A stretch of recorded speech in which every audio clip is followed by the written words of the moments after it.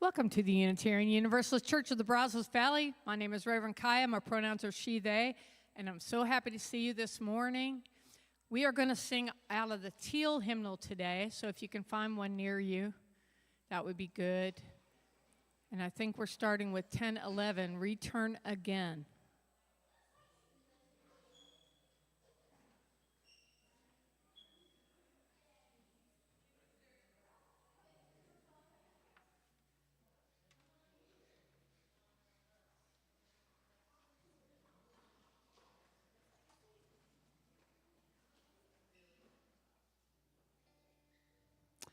Yeah, so this song, Return Again, is a round, but we have two parts, and the choir learned it on Thursday.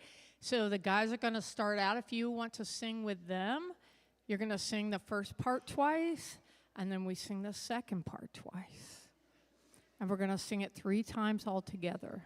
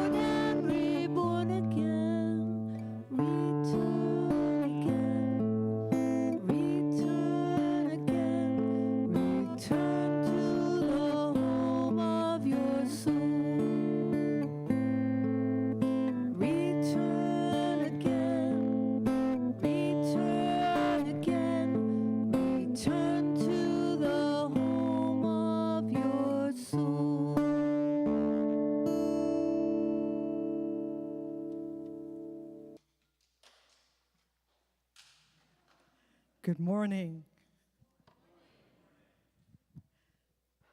Can you hear me okay? This sounds like it's good. Okay.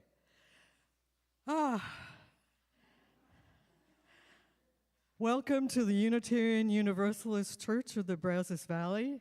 If you like shorter versions of our long name, you can call us UUCBV or Brazos UU for short. I'm Carolyn Clark, and it is my privilege to be your worship assistant this morning. We are a welcoming congregation, which means we celebrate and welcome all people across diversities of race, gender, sexual identities, age, ability, immigration, immigration status, and belief. We are also a congregation working for reproductive justice.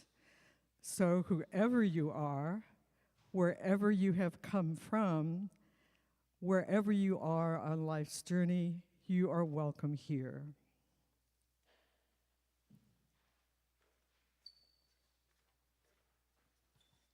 Our call to worship this morning is from Gerald Winstanley, who is the digger leader that I'm going to tell you about today. It's okay if you don't know anything about him, because it's weird stuff. Okay. He said, "The earth, which was made to be a common treasury of relief for all, both beasts and men, was hedged in and freedom of it bought and sold. 1645, Gerald Winstanley.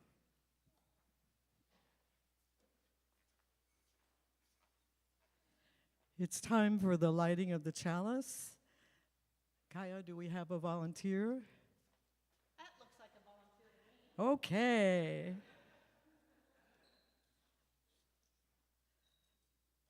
You know how this works. Yeah. Please say our chalice lighting words with me. We light the chalice, the symbol of our Unitarian Universalist faith, as a beacon of hope for all who seek justice, dignity, and compassion, and in celebration of the life of truth and meaning we share together. And we follow that with our affirmation statement.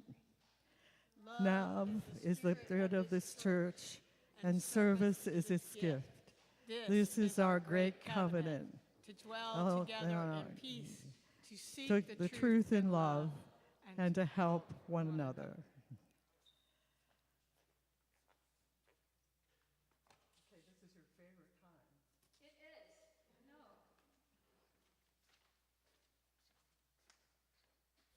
Carolyn says this is my favorite time. It is, actually. As Unitarian Universalists, we believe there is a spark of the divine in every being, especially you all. And those of y'all who are new, this is a weird UU thing, and you'll get used to it. And if you are a shy person, you don't want anybody to bother you, just hold your hands over you and look kind of mean, and nobody will talk to you. But everybody else, make sure and say hello to people, especially that you haven't met before, and I will let you know when it's over.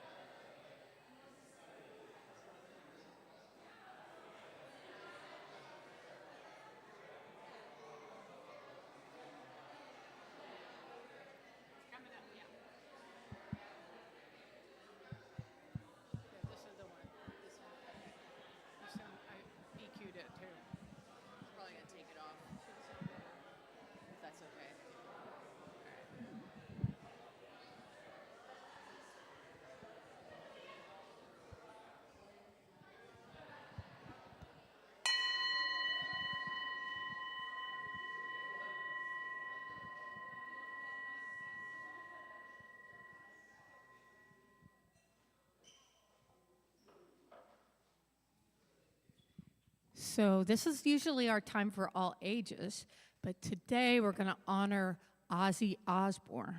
And if you all don't know who Ozzy Osbourne is, this is your first introduction, but you need to listen to the record because you've got to hear the shredding guitar solos, and I can't do that on the acoustic. And Molly's going to sing it for us.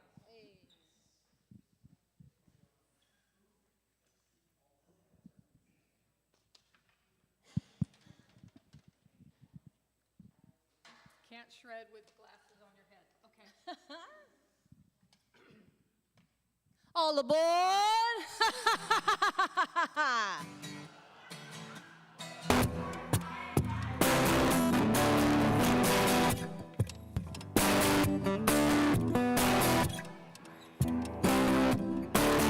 Crazy.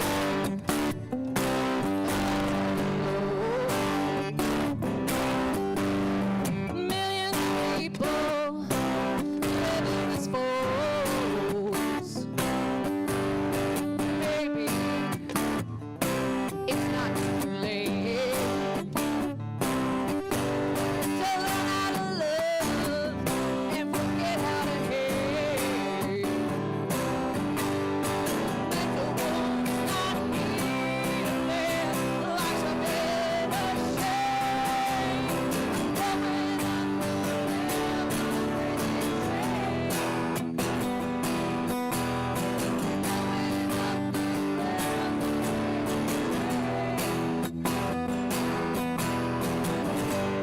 listen to preachers,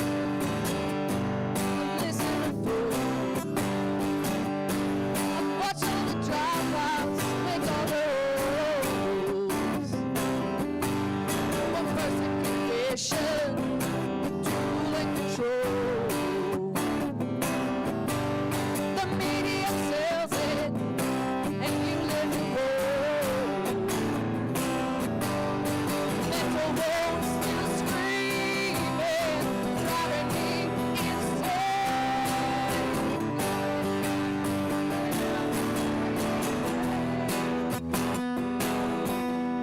I'm coming off the rails on a train.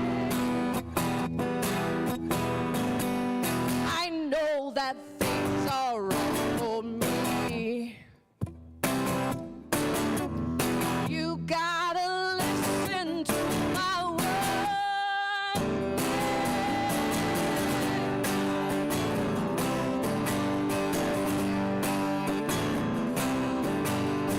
There's a cold war, that's what we've become. Inheriting troubles, I'm mentally numb. Crazy. I just cannot bear. I'm living with something that just isn't fair. Mental wounds not healing. No one wants to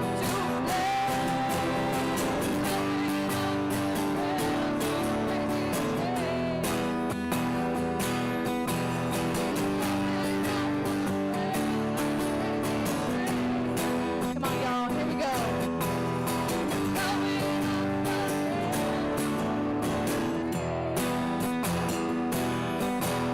I'm coming off the rails on a crazy train.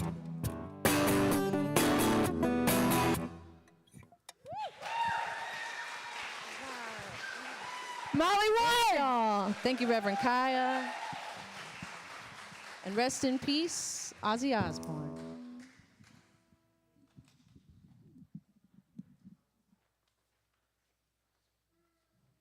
And now it's a time for our candle lighting service. So if Emerald would come up and play for us. He's going to play Perfect Blue by DJ, how do you say it? Kokawari. Now you all know what happens in this part. Those of y'all who do know, will you show everybody else? You get up and you can light a candle. You can pray where you are. You can do silent meditation where you are. You can go light a candle for whatever you feel like you need to light a candle for. There are plenty of things to light candles for.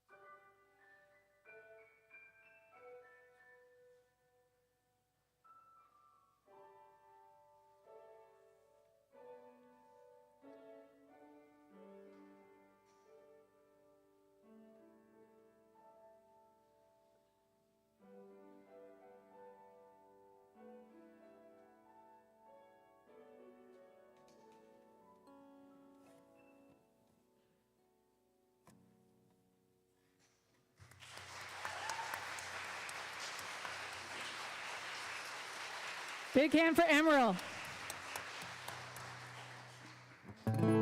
Okay, we're singing out of the Teal hymnal today, number 1018. Come and go with me. Feel free to gospel it up if you feel like it.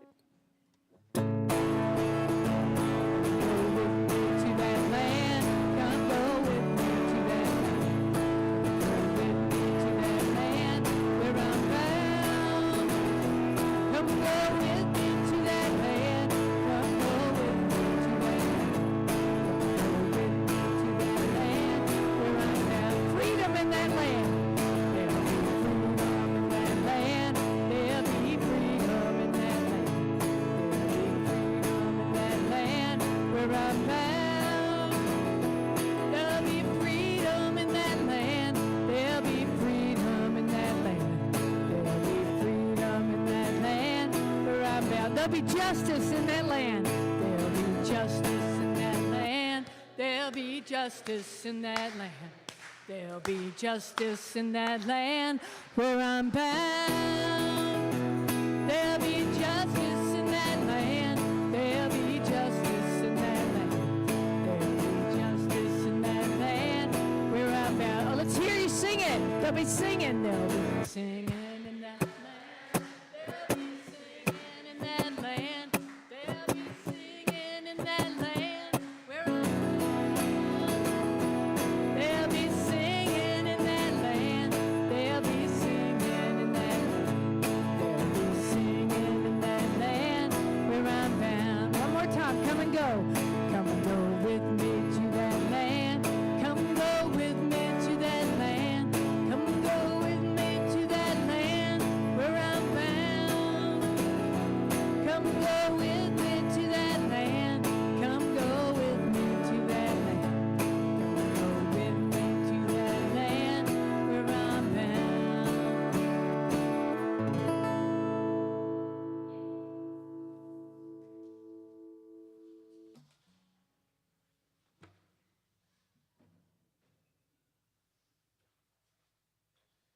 All the accoutrements are in the wrong place.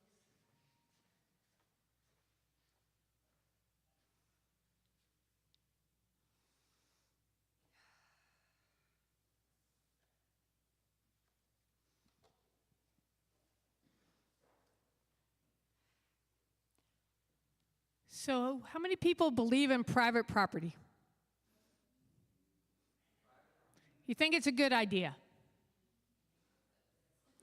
You think it's always been that way? It has not. But in Western civilization, we have got this idea that people can own the land. And not everybody has always agreed with that. In fact, they've been mistreated, and you don't know about them. So I'm going to tell you a story today about the diggers, who were also called the true levelers. Those of you who like the band The Levelers, that's where they got their name, is the diggers. These people who read a tract that was written by this Puritan, young Puritan guy who was a teacher, and he has a tailor. And then the Civil War happened, and they chopped off Charles's head. Do you remember that part? Anybody know that part? Okay. So they chopped off the king's head, and they had a civil war. And the people who fought the war thought, hey, this is really going to change things. Maybe we're going to look over and change things around a little bit, make it a little bit more fair. So Gerald Winstanley wrote a tract, and in that tract he said some really cool things. He said, the earth was made a common treasury for all, not to be bought and sold, but to be freely shared among all people. Now, where did he get such a crazy idea? He read it in the Bible. Acts 4, verse 32. Now the full number of those who believed were of one heart and soul, and no one claimed private ownership over any possessions, but everything they owned was held in common. That is from the English translation of the Bible. The Bible wasn't even translated, y'all, until 1500 into English. So regular people who didn't speak Latin or Greek couldn't read it, if they could even get a copy of it. Do you think that's crazy? A guy got burned at the stake for writing it in English. It's true. His name was Tisdale. Anyway, it's interesting. But this guy read the book, and he thought for himself, and he started using his own brain, which a lot of our ancestors as Unitarian Universalists were doing, and that's why they came to America and started the Puritan culture and the Pilgrims. All those people, those are our cousins. We come from them. Now, we don't necessarily stick with everything they thought, because they had some really whack ideas, but this is how Mr. Winstanley got the idea from the Bible. So in the spring of 1649, a group of English radicals, kind of the early socialists, although they didn't call it that then, gathered on St. George's Hill just outside of London, and calling themselves the True Levelers, but later known in history as the Diggers or the True Levelers, they planted vegetables on public land and declared that no person had the right to fence off the earth. How many people sort of think that's a good idea? Yeah. Well, they were led by Gerald Winstanley, and they believed God had made the earth a common treasury for all. They rejected kings and landlords and even institutional churches, because everybody in the Church of England, if you were an English citizen, you were supposed to be a member of the Church of England. They used to be Catholics, but now they're not. Y'all know this? No. People fight about religion. That's what you need to know. Okay. So he believed that they were going to reject these people, and they were going to practice equality, and they were going to practice cooperation, and live simply on shared land. So they planted some vegetables, and basically 20 guys and Gerald.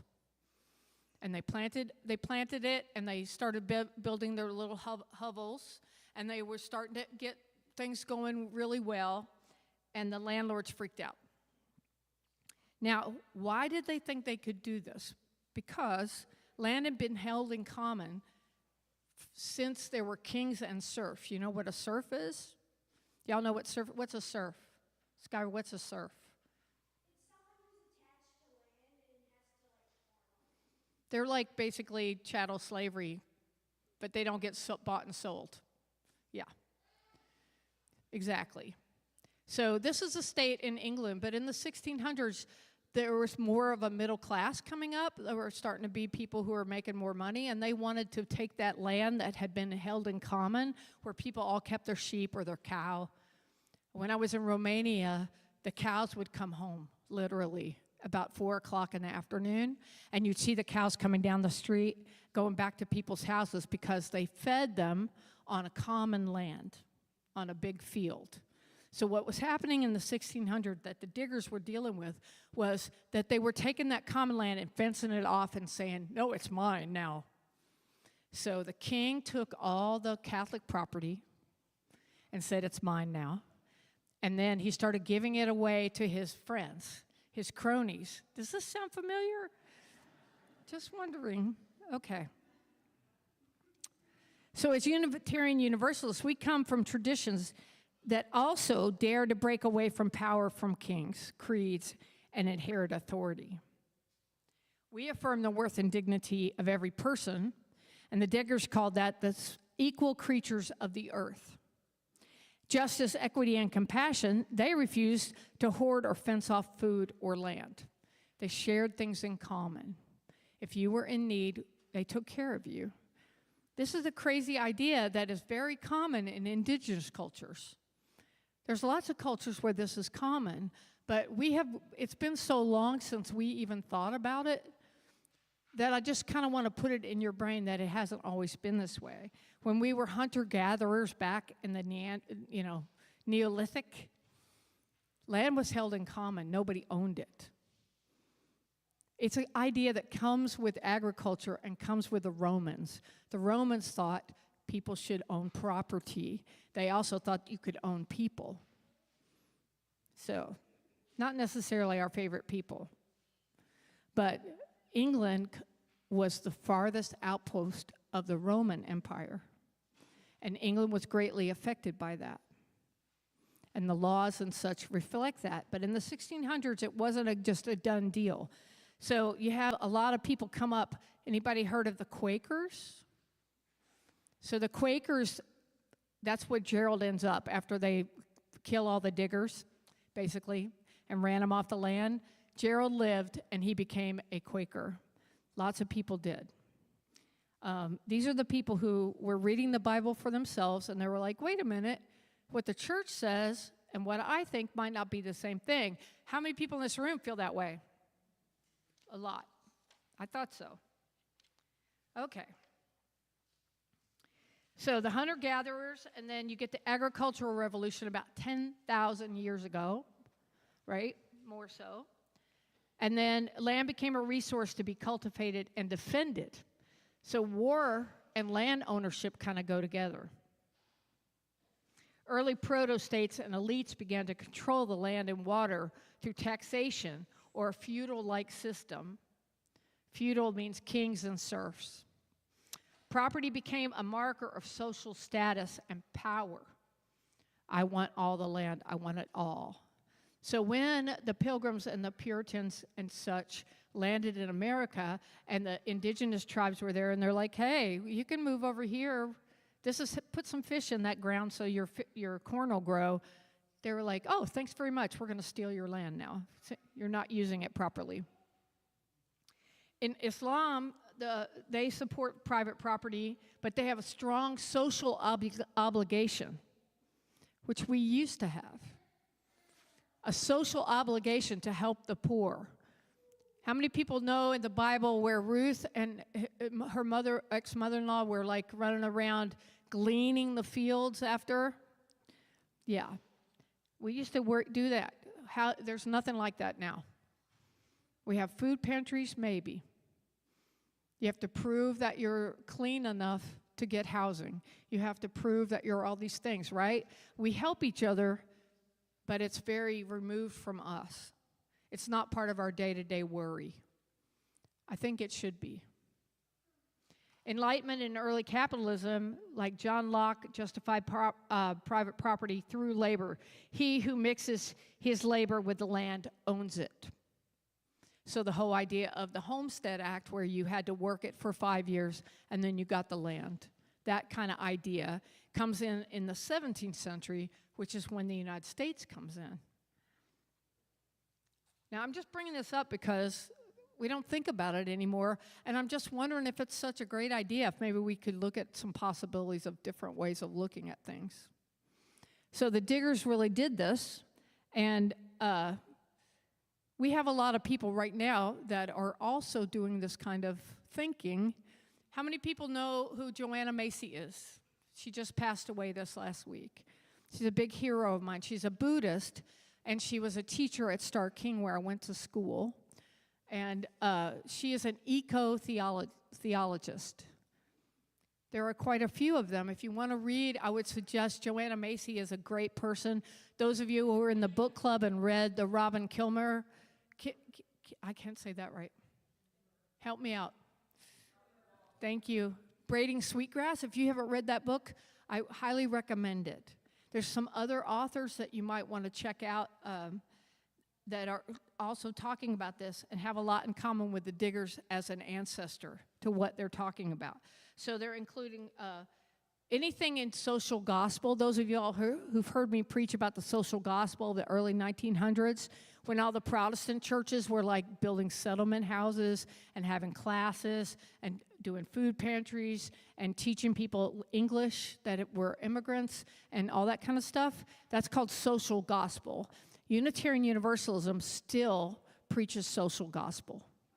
20% of what I'm supposed to do is social gospel. And ideally, 20% of what our church does should be social gospel. And I think that we do a pretty good job of that. The people from the Texugium that were here for the board training last weekend were so impressed with you all. I was so proud, and I can't tell you how much it meant for our small church, because they usually have their trainings at the 1,000-member gigantic churches with 11 people working there, that kind of thing. So we did really a good job, and we treated people right, and they were really impressed. And they do a lot of great work, and we're honored to support them. And we raised a lot of money for them at the concert, so thank you for coming out to the concert, and thank you for participating.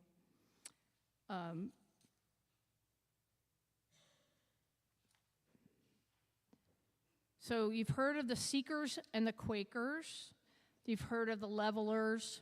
These are other people you might want to check out. The Ranters. The Ranters emphasized inner spiritual freedom and rejected external authority. They thought that you had a right to decide what your spiritual growth was going to be in the 1600s.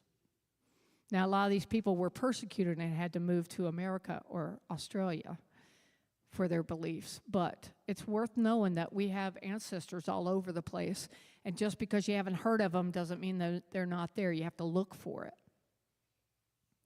So the Diggers also had a lot to do with liberation theology. Anybody know what that is? Those of you all Catholic definitely know.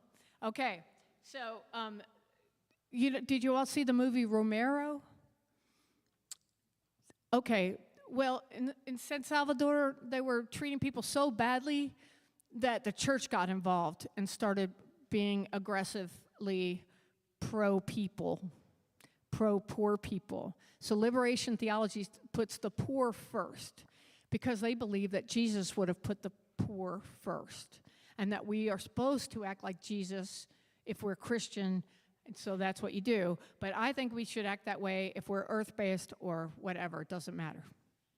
So I don't care if you're an atheist. Taking care of other people is real important to our happiness and the future of the planet, don't you think? It's a free pulpit, thank God. So when Stanley saw the social order, landlords, kings, clergy as oppressive systems, and he invoked scripture not to comfort the rich, but to empower the poor to reclaim their dignity and land. His theological vision was incarnational. God's justice was meant to be realized on earth through action, not postponed for heaven. I can get behind that. My little pagan heart's fine with that. How about y'all? Okay. These are just things worth checking into. So imagine a blend of Hebrew prophets, Jesus' Sermon on the Mount, and a community land trust, and you begin to see where the Diggers' spiritual vision was leading. They remind us that faith is not passive, that sacred is found in how we live, how we grow, how we share, and how we struggle together. Their call still rings true. Work together. Eat bread together. Declare that this land is a common treasury to all. So I think you might want to check out some of these writers. Starhawk is another writer that you might want to try. Bill McKibben is another guy you might try. If I can give you a list later if you would like. But let's think about it. I've got a song for you. I heard this song in 1981. I saw the cover of the album, and it was this factory, and this guy all dressed in black. He's Scotch-Irish. His name was Dick Gaughan, and he was standing in front of this factory in a wheel of golden wheat. And I bought the CD just because of the picture. And this song was on it. It's not his song, but it's a song about the Diggers. See what you think.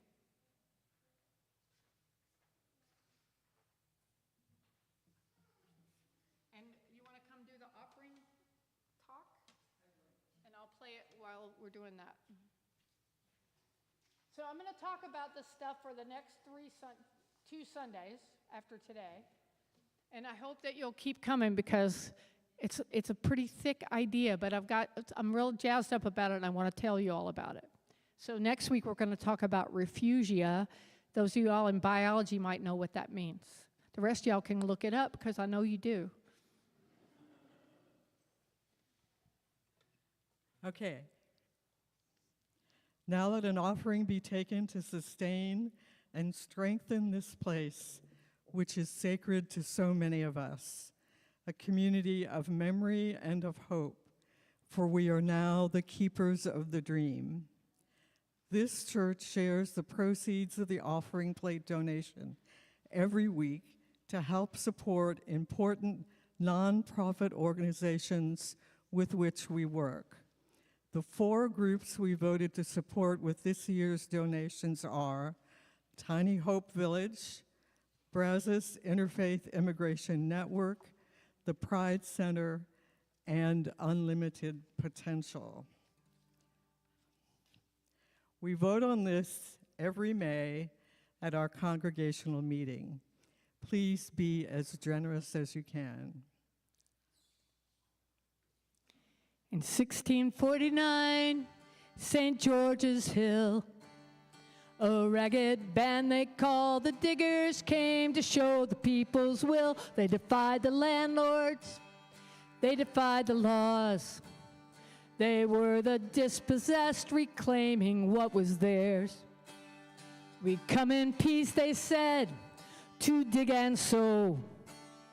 We come to work the lands in common and to make the wasteland grow. This earth divided, we will make whole, so it can be a common treasury for all. The sin of property we do disdain.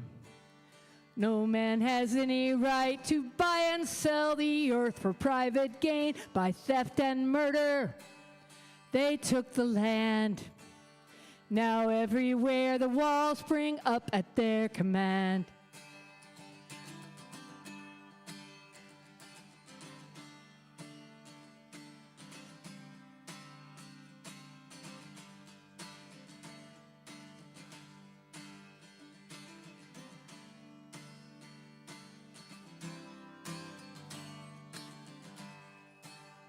They make the laws to chain us well. The clergy dazzle us with heaven and they damn us into hell. We will not worship the God they serve, a God of greed who feeds the rich while poor men starve. We work and eat together, we need no swords. We will not bow to the masters nor pay rent to the Lord, but still we are free, though we are poor. Ye diggers all stand up for glory, stand up now. For the men of property, the orders came. They sent the hired man and troops to wipe out the diggers' claim, tear down their cottages, destroy their corn. They were dispersed, only vision lingers on. Ye poor, take courage, ye rich, take care. This earth was made a common treasury for everyone to share. All things in common, all people one. They came in peace, the order came to cut them down.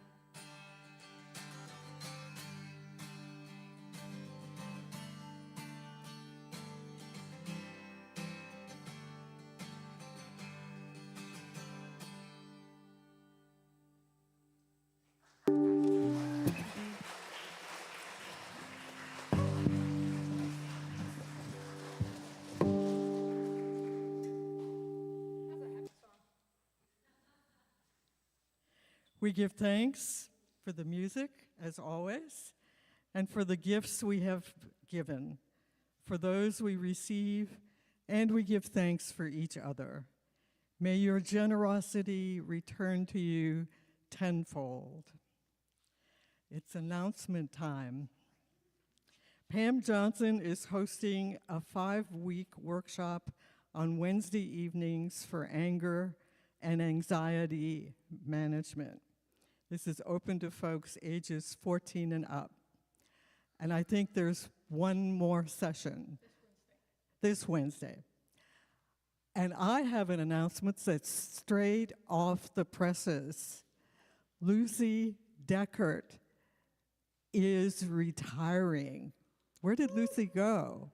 There she is in the back. In a few days, she'll be a free woman.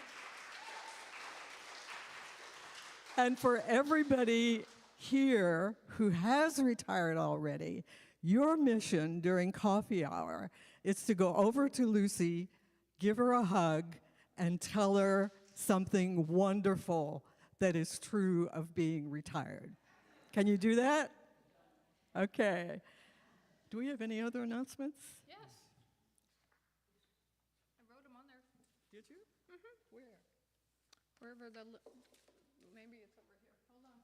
We'll get it together here in a second.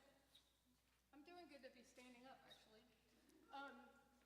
So one of the announcements is that the Earth Study Group, the Way of the Earth Study Group, is sponsoring a ritual for Lammas on August 1st. That's Friday night. Is there a movie too, Kat, on Friday? Not this Friday, no, that's going to be Next, okay. So if you want to be involved in the ritual, B made a beautiful poster of which I can't find, and so I haven't put it up yet, but I'm telling you that it's happening, and if you talk to people who are in the Way of the Earth Study Group, they will tell you about it. I don't know any details, but it's Friday night. It'll be here. There'll be a potluck. That part I know. And the poster is really beautiful, and I'll get it up. I'm sorry. If you are interested in singing or playing music, all ages, all of y'all, on the 31st of August, the sign up is up on the where it says upcoming sermons. So we're going to have an all music Sunday on the 31st, and we would love to see you perform. You can do karaoke, you can play music, you can get me to play guitar for you, you can get somebody else to play guitar for you.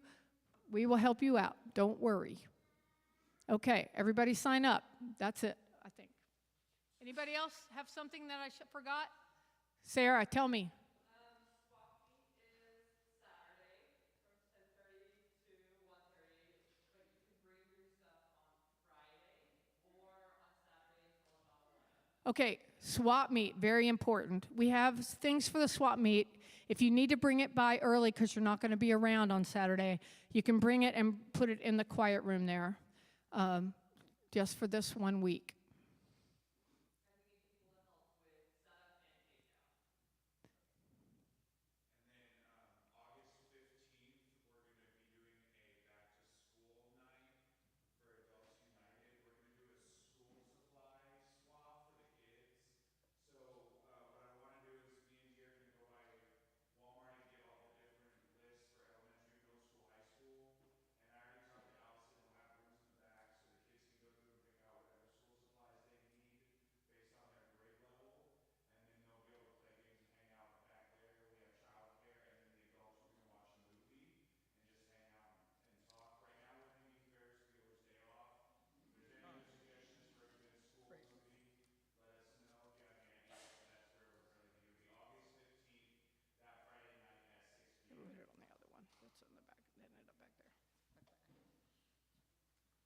Okay, good job for announcements. Okay, please join me and Kiya in extinguishing the chalice. We extinguish this flame, but not the light of truth, the warmth of community, or the fire of commitment. These we carry in our hearts until we gather together again. I want to thank Emerald and Molly for singing and Emerald for playing today. And we're going to sing. Please sing with me if you choose to. Remember the way of the wind and breathe and blow. Remember the way of the fire and sparkle and glitter and glow. Remember the way of the water and ebb and flow. Remember the way of the earth and grow. Go in peace. Eat the donuts.